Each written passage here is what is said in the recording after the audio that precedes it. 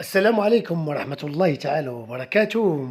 أخواتي وإخواني ومحبين لقناة صقر دكالة، أهلا وسهلا بكم. سمحوا لنا كنغيبوا عليكم مرة ولكن دائما نشتاق إلى التحدث إليكم وإلى التكلم معكم، لأن في خاطر المتابعين ديالنا اللي كيحبونا واللي كيعجبهم الكلام الطيب وكيعجبهم المحتوى اللائق وكيحاربوا معايا المحتوى الغير لائق، فكنشكرهم بزاف على التعليقات ديالهم. واللي ما تابوناش معنا اخواني تابونا معنا، مرحبا به.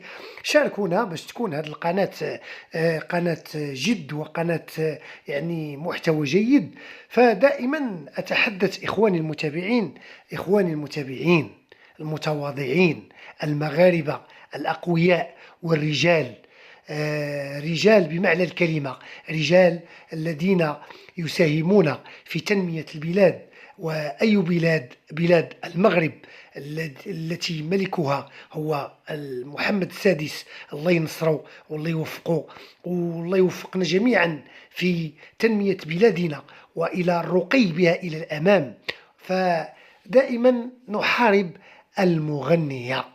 المغنية اللي ترشحنا عليها وتكلمنا عليها وترشحنا عليها بزاف، يعني باش كنا كنقولوا بانها غير تمر منها الخير، لكن مع الاسف لم يتمر منها خير. فهاد السيده كانت بنت حي شعبي متواضع، يعني شعبي حي يعني حي شعبي خرجوا منه رجال، خرجوا منه ممثلين، خرجوا منه مغنيين مشهورين ومطربين، خرجوا منه رجال شدوا الاماكن المرموقه داخل الوطن، وباقي كنفتخروا بهم وباقي كنفتخروا بالحي وكنفتخروا بجميع المغاربه. اي مدينه كيخرجوا منها يعني ناس، يعني كان دائما كنتفكروهم ودائما يعني كنفتخروا بهم وكيفتخر بهم بلد المغرب. فلماذا هذا الفيديو درته اليوم اخواني المتابعين؟ هو ان هاد العجرفه وهاد التجبر وهاد الحقره ديال هاد المغنيه اللي كتحقر بعض الناس وكتهدد على بعض القنوات وكتهدد على بعض الناس، لان دخلات شي ناس دراوش مساكن دخلتهم الحبس بمساعدات ديال الناس اللي معاونينها والناس اللي كيساندوها اللي هما عارفين علاش، وهي كتفتخر بهذه المساله ديال الظلم وديال هذا. هو علاش ما عجبنيش الحال انايا، وانا اتحدى هذا الموقف هذا واتحدى هاد الناس هادو اللي كيساعدوا على الظلم، لان الله سبحانه وتعالى هو القوي هو العزيز وحرم الظلم على نفسه، فلماذا هاد السيده هذه كتظلم؟ اخواني المتابعين، ان انبل ما يهبك الله اخي المتابع اياه كانسان هو ان يجعلك لين الجانب، لا يخشى منك غدرا ولا قسوة ولا سوءا ولا جفاء، لا يحترمك الآخرون رغما عنهم إنما بإرادتهم، ولا يقدرونك مخافة إنما محبة. فاللي بغيت نوصل أن الإنسان خصو يبغيوه الناس محبة بالخاطر، ولا كان الناس كيتحاب ليها هاد السيده هذيك الناس كيخافوا منها فهي راه غالطه. راه كاينين نحن مغاربه لا نحب الحقره، راه درتها في الفيديو السابق ولكن هذا كان بعجاله والان بتوضيح.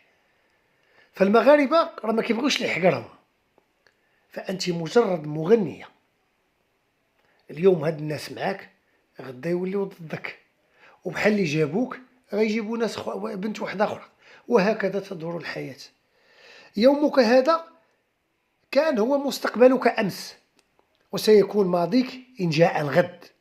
هكذا هي الحياة، تجدد ماضي وحاضر ومستقبل، فما مضى فات والمستقبل غيب وليس بيدك إلا حاضرك. فالإنسان خصو يدير أطونسيون أيتها المغنية المغفلة. أنت واحد المثال غادي نقولوا لك، يعني داكشي اللي كيحرثوا الجمل غادي يدكو، يعني اللي كيحرثوا الجمل كيدكو. يعني انت هاد القوه اللي كنتي كتعاني بها، وهذا علامه على الدراوش، على الناس اللي كينتقدوك على القنوات، شنو بغيتي عندهم؟ انا غنصيفطهم للحبس، انا غندير لهم الحبس، انا غنصيفطهم الحبس. وهاد الناس اللي كيساعدوك علاش كيديروا لك هاد الشيء، هاد الخاطر هذا ما بغيت غير نفهم علاش. اذا شاد عليهم شي ضواصه ولا شنو؟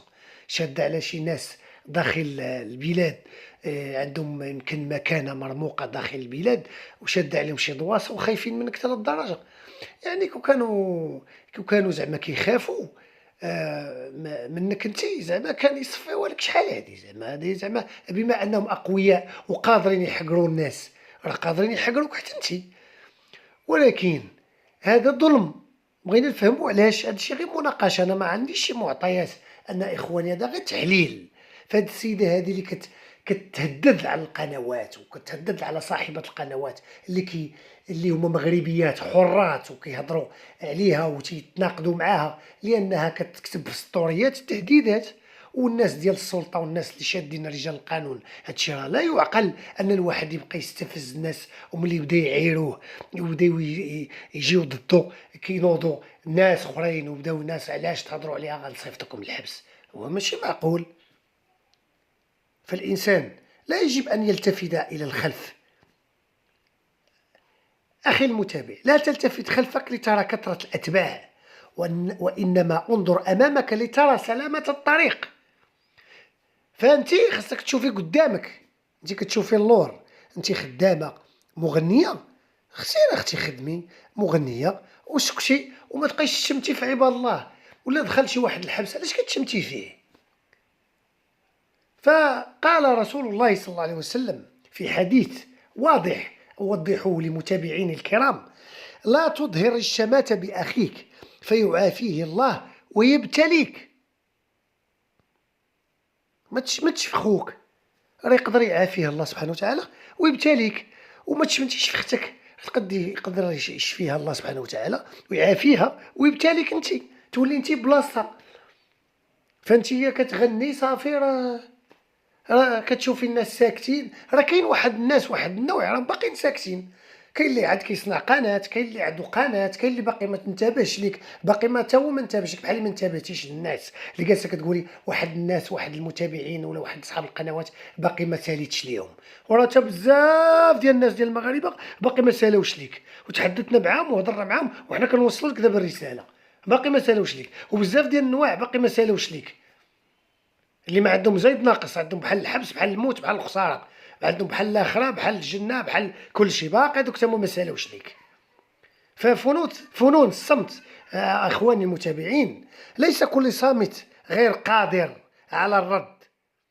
هناك من يصمت حتى لا يجرح غيره، هناك من يصمت لأنه يتألم وكلامه سيزيده ألما، وهناك من يعلم أن الكلام لن يفيد إذا تحدث، كاين اللي غيدخل فيك نيشان. وهناك من يصمت وقت غضبه حتى لا يخسر أحد، كاين الناس مربين. ويبقى الصمت الأعظم هو صمتك كي ترتقي بنفسك وأسلوبك أخي المتابع. راه الصمت حكمة، ماشي غاجيو وقول. إذا ظهر أي شخص بحياتك بطريقة سحرية أخي المتابع وفجأة جعلها مكان أفضل، فقط اعلم أن هذا الشخص سيكون دائما هو أنت. راه الانسان لما كانش كينفع راسو، ولا ما كانش كيعبد الله سبحانه وتعالى لراسو، ولا ما كانش كيسجد لراسو، وما كانش كيدعي لراسو، راه ما كاينش اللي غينفعو. واخا يدعو معك والديك، واخا يدعو معك كامل، ضروري خصك تجتهد انت خصك تجتهد. فهاد السيده هادي كتجتهد غير في اذيه الناس، ما كتجتهدش في حب الناس. انت مغنيه، سيري تغني وسكتي، خلي الناس تهضر، خلي الناس تتكلم. ماشي كيعايروك او كيسبوك، كينتقدوك. علاش؟ لان فمك انت كينتقدوك، لان لسانك انت ما كتسكتيش. كل شويه كتكتبي ستوريات، كل شويه كتسبي في عباد الله، كل شويه كتخشي الهضره لعباد الله، كل شويه كتخلعي في عباد الله. انت ما كنتي شنو بوعق، انت اصلا بوعق، ولكن ما تيخلعش، تيخلع الدراري الصغار. فقانون الراحه النفسيه اخواني المتابعين هو الانسحاب من الفوضى، لا يقدر بثمن. وقانون الذكاء العقلي يا إخواني المتابعين هو التجاهل. بعيد كل الشخص يعني إلى يعني قانون الذكاء العقلي هو التجاهل، يعيد كل شخص إلى حجمه الطبيعي مهما كان. وقانون الاستغناء، ليس كل ما تستغني عنه خسارة، بعض الأمور الاستغناء عنها بداية أفضل، شي حاجة مزيانة. وقانون تطور الذات اللي ما كتعرفوش هاد المغنيه وهذا، ولكن نحن نناقش مع اخواننا المتابعين لكي يفهموا المواضيع فين غاده، ولكي نحط النقط على الحروف باش هاد السيده نبينوا لها شكون هي. فقانون تطوير الذات اخواني المتابعين كما قلت هو اخي المتابع اوجد لك مكانا في القمه، ففي القاع ازدحام شديد. راه ملي كتلقى الناس متاخره تيكون الحاجه اللي فيها الزحام وفيها تاخر ما عندك ما دير بها. هذا هو قانون تطوير الذات، ويجب ان نتعظ وان نفهم القوانين لذاتنا. فهناك قانون اثبات الذات، قم بين حين وحين بتحديث قوانينك واسلوبك حتى تصبح واضحا ومميزا للجميع. وهناك قانون التمييز، ان تبدع باسلوب وانت في قمه الاسترخاء ويقلدك الجميع. هذا هو المطرب، هذا هو المغني، هذا هو يعني الفنان. وهناك يقدر يكون عندك قانون تحدي كذلك. قانون التحدي أن توجد لك مكانا، كتوجد لك واحد المكان، انت كتحاول دير واحد المكان بين الكبار ويعترف به، يعني الناس كلهم يعترفوا لك به. انت كتبقى تقول انا مع ناس كبار، انا جلست مع ملوك، انا جلست ما جلستي، ما ريحتي، كتجلسي في الكباريات وكتجلسي لا يعترف بهذا المكان. هذا ما نعترفوش به وما يعترفوش به الناس. وكاين قانون إدارة الوقت. فالإنسان خاصو يجب أن يكون كالسفينة التي تمشي بين الأمواج بالعلم والمعرفة، ماشي يبقى غدا تايهة هاكا نهضر هاكا نتكلم، غدا غادية غدا بحال شي سفينة في البحر خارجة ولا ما خارجاش. لا، بالعلم والمعرفة عاد كتخرج الهدف ديالك وكتخرج الحياة ديالك. الا بغيتي انت تكوني مغنيه ناجحه فخصك تبقاي ديها في الناس اللي كيهضروا واللي كيتكلموا واللي كيتعاقبوا معاك. فرا الناس كبار مغنيين ونجوم وهذا وكيعيروهم الناس كاع بكلام ما فيه ما يتشاف، كيديوش فيه، لا ينظرون الى الخلف. علاش؟ باش يشوفوا الطريق فين غادا. وهو هذا هو قانون الاهداف. قانون الاهداف هي حياه، يعني حياه من غير هدف مثل جسد من غير روح، الاثنان ليس لهما قيمه. يعني الا ما كانش الانسان عنده هدف في الحياه انت ما عندك حتى شي هدف ديالك انت كتغني في هذا الكباري، غدا كتغني في الاخر، كتعايري مع هذا شويه، تعايري مع هذا شويه، تباني مع هذا في الميلتي ميديا، في السوشيال ميديا انت مع هذا، انت معايره مع هذا، انت معايره مع هذا المعجب جا لعندك، هذا هذه باغا تنتفك، هذه باغا دير. يعني قانون الوعي ما عندكش. هذا هو الملخص. قانون الوعي، ان لم تدرك اخطاؤك فلن تتعلم الصواب اخي المتابع. الانسان لما كانش كيدرك الاخطاء ديالو فلن يتعلم الصواب. لما كنتيش كتعترف بالاخطاء ديالك ما تعلمش. هذا هو قانون الوعي. كيبدا بنادم يقول لك انا واعي، باش واعيه، باش واعيه. قانون التعلم كذلك، ان لم تتألم لن تتعلم. الانسان لما كانش كيتعلم وكيعترف بانه دار الخطا مع الزوج ديالها، ودرتي الخطا مع الزوج ديالك او مع الناس اللي دايرين بك او مع العائله ديالك، الا ما اعترفتيش بهذا الشيء هذا فراه ما غتعلميش، لن تتعلمي شيئا. هذا هو كيجينا في الاخر قانون التغيير. وقانون التغيير، ان لم تتغير فانت تخسر حياتك. ان لم تتغير انت كتخسر حياتك. ملي كتشوف راسك في الخطا وما كتغيرش نفسك فانت غتخسر الحياه ديالك. بحال هاد السيده هادي غادا تخسر الحياه ديالها لان غادا في الخطا. حنا كنوجهوها ماشي كنعايروها ولا كنسبوها ولا كنسبوا المنتقدين ديالها اللي كيسبونا وكيعايرونا في التعاليق. الله سامحكم، الله غير قولوا اللي بغيتوا، ولكن الله يعلم ما نقول وكيعلم المحتوى ديالنا، والمتابعين ديالنا اللي كيفهمونا والراقيين راه كيفهمونا. فقانون التغيير، ان لم تتغير فانت تخسر حياتك كما قلت. وكاين الدليل هو قوله تعالى، قال الله تعالى: ان الله لا يغير ما بقوم حتى يغيروا بماذا؟ ما بانفسهم. صدق الله العظيم. الانسان لما غيرش راسو غيرو حتى واحد. والإنسان خصو ويعطي يعني الحاجة الزوينة، يكون كالوردة كيعطي الرائحة زوينة. كما قال أحد الحكماء: كلما أعطيت بلا مقابل كلما رزقت بلا توقع. واعمل الخير بصوت هادئ فغدا يتحدث عملك بصوت مرتفع. غادي يبان. والإنسان ما كيتمنى الموت شكون هو إلا اللي الله يعمر دار، وإلا هو اللي طيب وكيبغي يلقى الله بواحد القلب سليم. وكاين دليل عن أبي هريرة رضي الله عنه أن رسول الله صلى الله عليه وسلم قال: لا يتمنى أحدكم الموت إما محسنا فلعله يزداد، وإما مسيئا فلعله يستعتب. يلا، فلا تكتم أخي المتابع كلمات جميلة في قلبك، أمدح واشكر وابتسم للجميع، فبعضهم يستمد سعادته من كلماتك، وبعضهم يصنع منها تفاؤل، وبعض منهم يصنع منها تفاؤله. فالكلمات الطيبة مصنع للسعادة والأمال. إخواني المتابعين، الكلمات الطيبة مصنع للسعادة والأمال.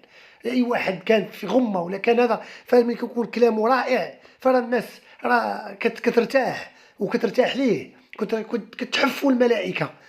في قلب كل إنسان نبتة صالحة، إن ساقاها بالخير تفرعت وصنعت له بستانا، وإن ساقاها بالشر فسدت وأفسدت أرضه.